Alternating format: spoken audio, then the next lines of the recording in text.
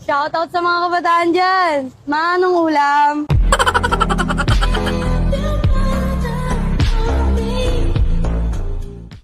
Ganda dito guys. Look. Ang tao. Ganyan ang view. Madaling araw. Kaya pinipili ko madaling araw na mag-walk, run.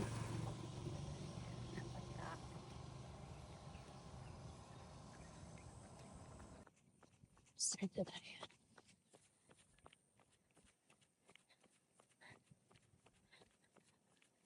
So, relax lang muna. Pwede tayo mabigla.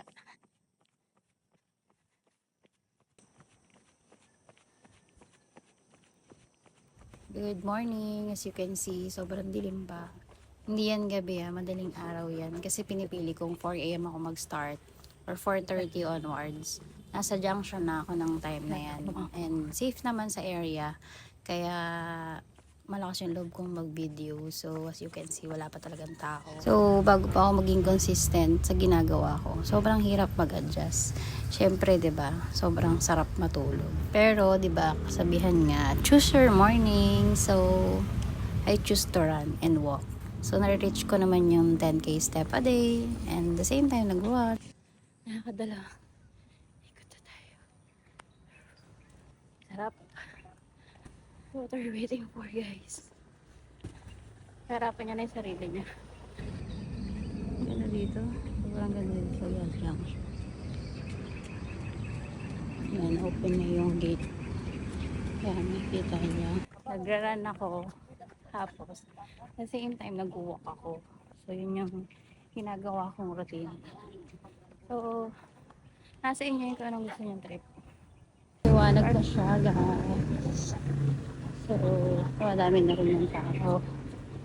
Junction. Actually, gantong oras. Pinapatay na yung ilaw dito. Pero ngayon, hindi ko sure bakit open na. So, ay, thanks for that. Kasi, pag pinatay yung ilaw dito, sobrang dilim talaga.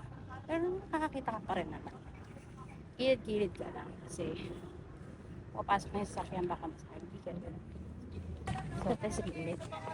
Kasi, pag mga sasakyan, baka masakit tayo.